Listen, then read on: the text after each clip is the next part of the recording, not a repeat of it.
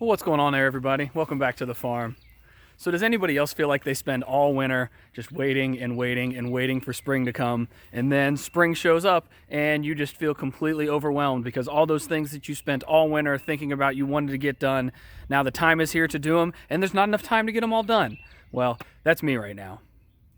About a week and a half ago, I did a little video on getting all of my seeds started down in my basement, going under a little grow light. So that stuff is all up and going, but now I need to be working on getting the garden prepped. So I got it tarped, so that's working on the weed suppression. And the next thing that I'm working on is getting some raised beds built for me to be able to do the vegetables and stuff that need more of an amended soil, like a looser soil type. So like my carrots, my root vegetables, those kinds of things. So I'm building some raised beds to be able to put those in so I can contain that amended soil.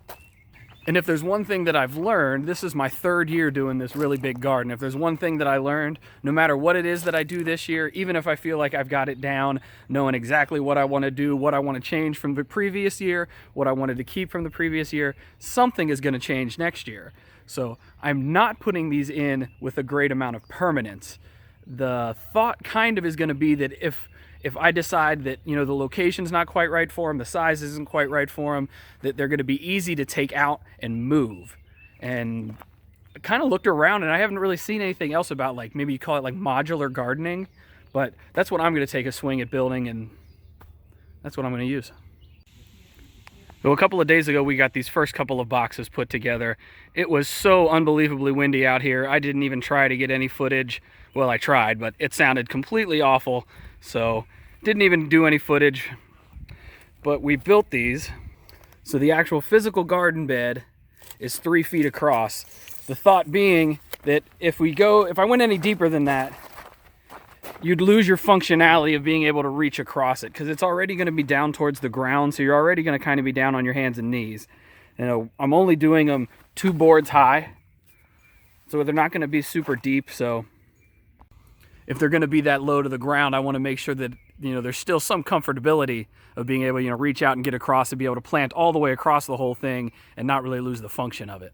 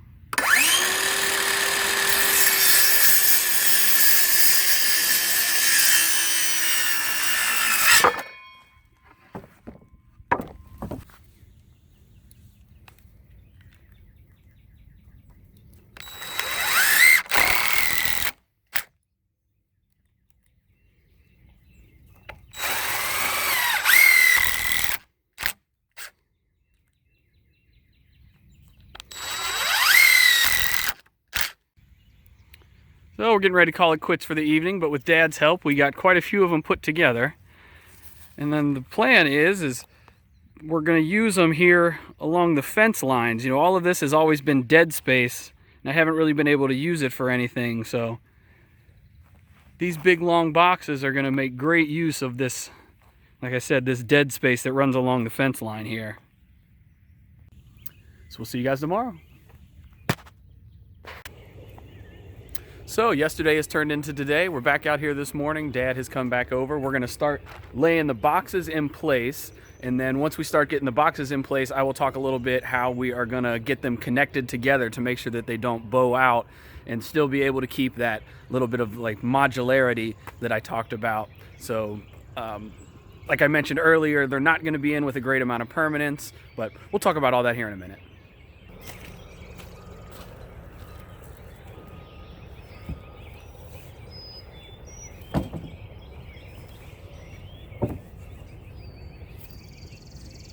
That's not going to leave very much there at all. No, those will be really easy shortcuts.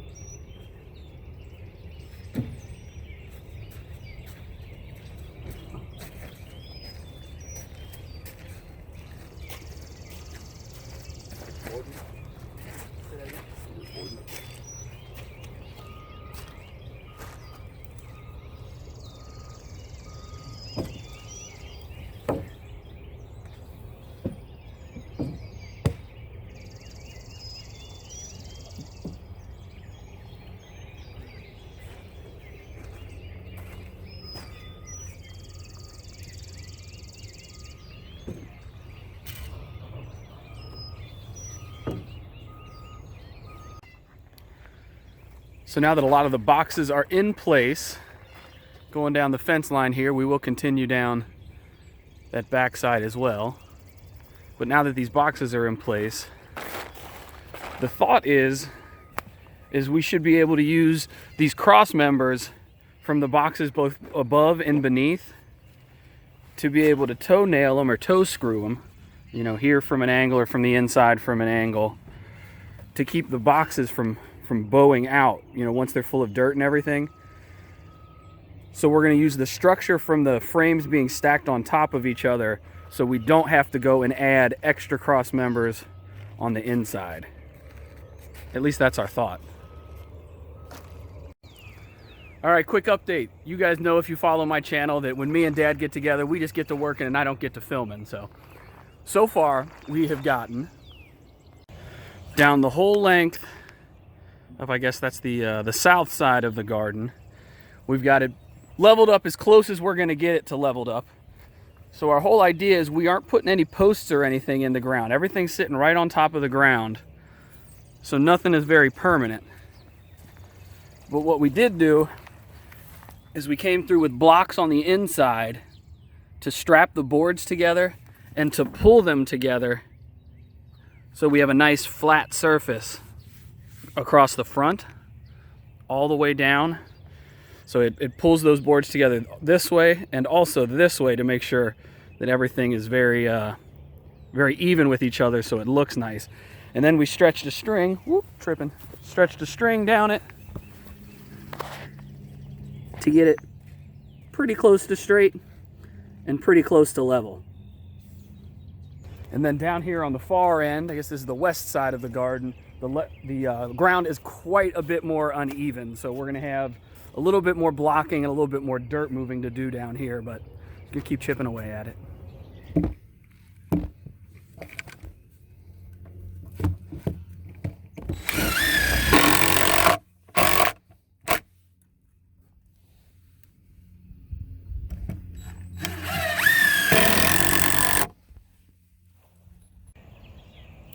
So after a few afternoons of coming out here and working on this,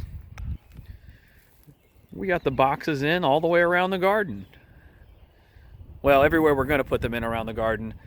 You know, one thing that I did not consider when we put the garden fence up, you know, the garden was the very first project that I did when I bought the farm about 2 years ago. I had no idea that I was going to be getting my big old John Deere tractor. And so when we put the gate in, I wasn't at all thinking about, well, I'm one day going to need to be able to get a tractor in here so I can till it and stuff. So it's way too small for me able to get my tractor through. So the plan is eventually, probably sometime this summer, to be able to put some new posts in back here and to be able to put in a big swinging gate so I can actually get some of my equipment in and out of the garden. So that's why we left this big gap back here. And we're stretching all the way down around this side too. And then we have a plan to build a little shed. Well, shed's probably not quite the right word for it, but we're gonna put a little roof just on a couple of posts over here, so I got somewhere that I can keep all of my garden tools and my hose and all of that stuff, just to keep it out of the weather. So now that's all is left to do is to get it all filled up with dirt. This is, if my calculations are around correct, it's like 350 to 375 cubic feet of soil that I need to come up with, but there's no way I'm going out to buy it. So in an upcoming video, you're going to see the creative ways that I am going to get all of that dirt and bring it in here, combining dirt and compost and all sorts of stuff. Well, you'll see it in the video. So that's my take on raised beds. Like I talked about earlier in the Pablo back there going crazy. Like I talked about earlier in the video, you know, we didn't put these in with a ton of permanence. Nothing is affixed to the ground. They are affixed to each other, but nothing is on posts or anything in the ground. We used those tie across to give it structure, to hold it together, and by staggering the boxes with the ends of the boxes are what's acting as those tie across. By staggering them, we're going to ensure that the stuff doesn't bow out once it gets full of dirt and once it gets wet and everything. And hopefully it'll stand up to freezes too. Won't know about that until the fall. But if you enjoyed the video, think about hitting that thumbs up button. If you're working on getting your garden ready right now, leave me a comment about it down in the comments section. You got your stuff going, you got a greenhouse, you got it going down in a grow light inside. Let me know what you got going on. If you're somewhere further south, do you got stuff outside already? I'm jealous if you do. We're probably still about a month away here. If you haven't subscribed to the channel already, please consider doing it. Really appreciate all you guys watching. And until next time, y'all, we'll see you. Pablo likes the new boxes.